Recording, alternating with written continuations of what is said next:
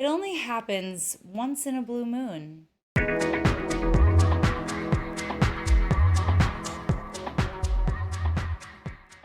I know, I know. Another full moon in Capricorn.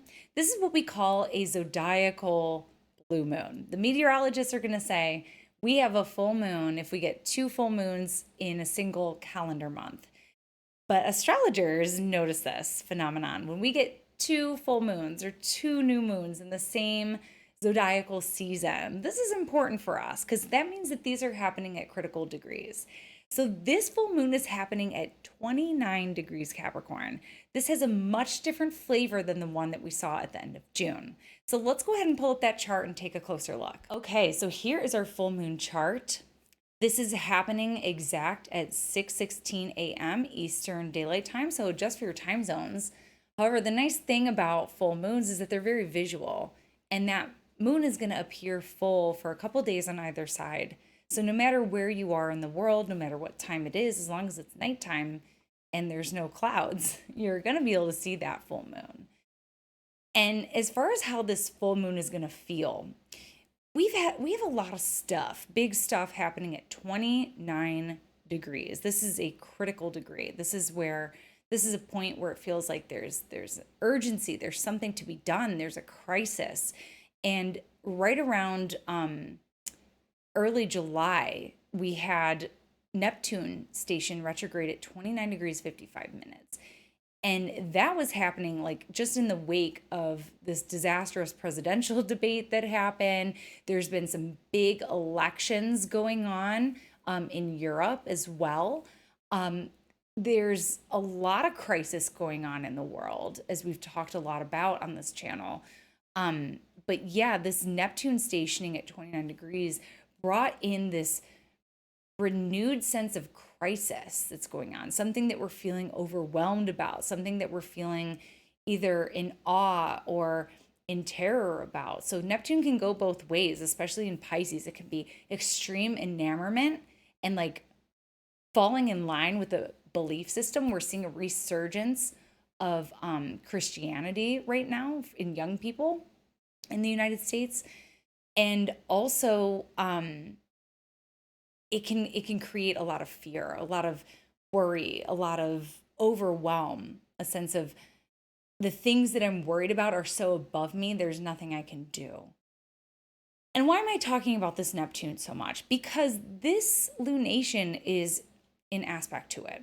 This time we've got some flowing aspects, which is nice, something that feels a little bit more constructive and a little more supportive in some respects. In some respects, we have a full moon in Capricorn, which is all about finding solutions. It's saying we have to find a solution to something. We have no other choice. No one's going to solve this for ourselves. We have to do something. We have to take action in some capacity in order to feel like we're moving something. There isn't gonna be some magic hand coming out of the sky right now. I mean, miracles definitely happen. I've seen them, but we can't always depend on that. So this full moon in Capricorn is saying something must be done. Even if I can't change what's happening in the world, I can take responsibility for my own reality, my own experience, and I can make sure that I'm doing certain things every day in order to feel secure within myself. Because remember, this axis, this Cancer Capricorn axis, is all about security, all about this sense of feeling contained, feeling protected. So maybe these things are coming up for you around how are you feeling empowered to take action? How are you feeling empowered to create a sense of containment and security in your life, around your loved ones, around your livelihood, around your well being? What steps can you take? At the same time, we do have this trine to Neptune from the sun. So there is something ethereal, there is something otherworldly, and this retaining of hope, this retaining of faith that is also key and essential here. But it's just like it's like the imagery of praying until your knuckles turn white kind of thing. There's a sense of urgency here. Something must be done. So I'm also reading this as like a crisis of infrastructure and a fear about the future.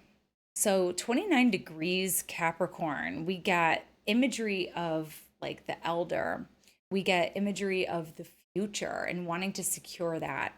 There may also be a lot of concern for the past and how the past creates the future. And maybe that's part of what's informing some of our decisions to act. What can we do today? What can we do in this moment while we wait for things to take a different turn? I often think about right now how we're in such a weird time in history. Like you read these history books and you get a sense of what was going on in the world in terms of events, but do you ever stop and think about what it's like to be alive at that time?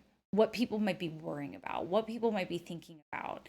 And I think we're living in one of those times that is so pivotal. I mean, just to give you all a snapshot, next year, we're going to see Uranus change signs, we're going to see Neptune change signs. And these are planets that only change signs every 7 and 14 years, respectively. We also are seeing Pluto complete its transition into Aquarius. We're going to see that right here at the end of 2020. So, in other words, we're entering a completely new paradigm in terms of these outer planets. And what do these outer planets represent? Well, they represent history in the making, what each little mini epoch represents. So we are entering a whole new era, folks. And I think a lot of that has to do with AI. But I look around at what's happening in the world and I wonder what's going to happen. I'm so curious. This is an important time. And I think that this full moon, this critical degree full moon that has a sense about how the past creates the future, how the now creates the future, and how we can learn from the past. These intersections of time are really important for us on an individual and collective level right now. There's some other cool aspects that are happening right now as well that may be supportive for us. First of all, we have the square from Mercury to Uranus. We're going to be seeing 3 of those here in the next few months, folks, because Mercury is going to go retrograde. And we're going to see a couple more of those. So the next one is on August 18th, and then the other one is on September 6th. So just know that there may be some reverberations for things that are coming up for you right now in terms of ingenuity and the ability to change one's mind, the ability to take something that you've always held as consistent, as permanent, like this is the way it is, and get ready to crack that open. Because Mercury square to Uranus can 3 times can help us really change our minds about something in a big, big way. And that can happen for us personally. It can also show up collectively. That can also be like shocking and startling and surprising news stories. We're seeing a lot of those right now too. Things we've never seen before, things we didn't expect to see now. But here's the juicy one. We've got a lovely aspect between Venus and Jupiter. We've got this lovely little sextile going on here. And when the benefic planets meet up, there's always something nice. There's always something pleasant. There's always something enjoyable about it. And even though the full moon is ruled by Saturn, which is bringing our feet right down to earth, there's a blessing here to be noticed.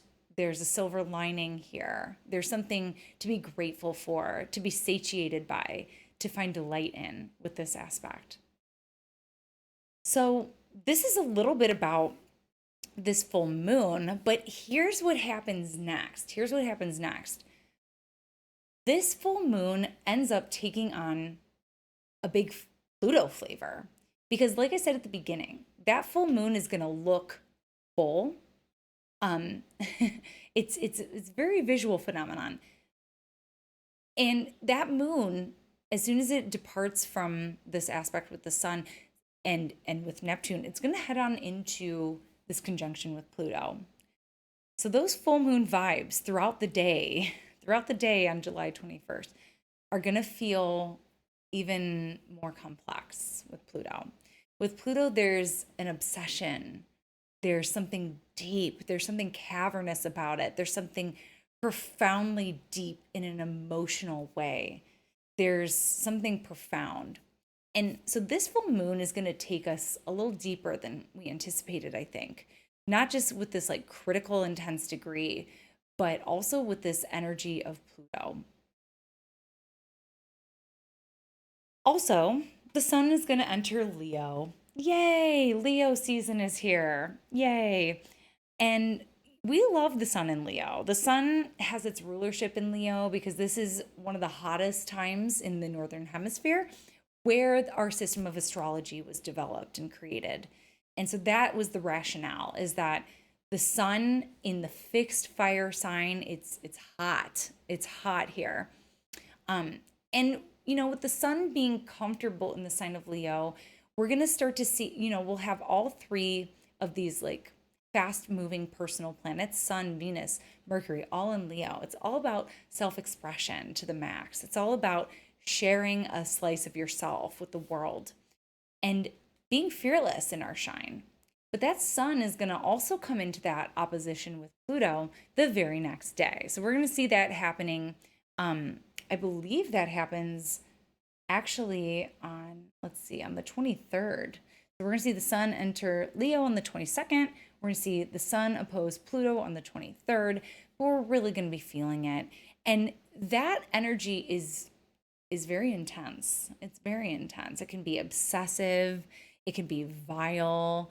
It can be like very fixated on something, like this need to know, this need to go deeper. It can feel kind of serious, but also very profound.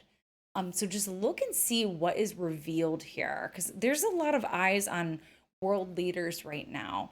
And so the sun entering Leo and this opposition with Pluto, there may be some kind of big reveal or some big rally, because Pluto has everything to do with power, and the sun in Leo is all about recognition, visibility, shine, and purpose. So this can be a sense of major empowerment, but it can also be a reminder of where we feel vulnerable, where we feel like more flimsy, where that we feel self-conscious about that. So this is maybe a big moment for people in the wake of this full moon in terms of being brought into this sense of empowerment. Again, this 29-degree full moon is saying what can be done. And so this sun opposite Pluto brings us into our power source. Where does our true sense of power really lie? So obviously, like a Pluto transit to the sun is more deeply transformative in a huge, huge way. We're just going to be getting a glimpse of this.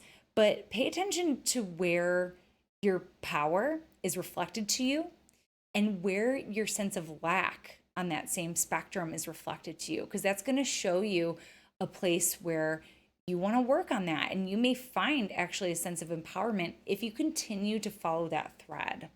So just note what's emerging here. So that's a little bit about this full moon in Capricorn. It's going to be kind of a more intense one for sure. It's going to bring up a lot of suspicions. It's going to bring up a lot of big new intentions, I feel, big reveals. So pay attention to how this is coming up for you. It's definitely going to be impactful. And that was your astrology shot of the day, and I'll catch you next time. Bye. Thanks so much for tuning in with me today. For more astrology in your world, you can connect with me on all platforms at Astro Catherine. You can also head on over to my website, catherineurban.com, where you can book your next astrology reading. We'll go into depth into your natal chart, your progressions, your profections, your solar return, your transits, and beyond. You can also join my mailing list where you can stay up to date with me on new classes as well as article drops. I look forward to connecting with you, and I'll see you next time.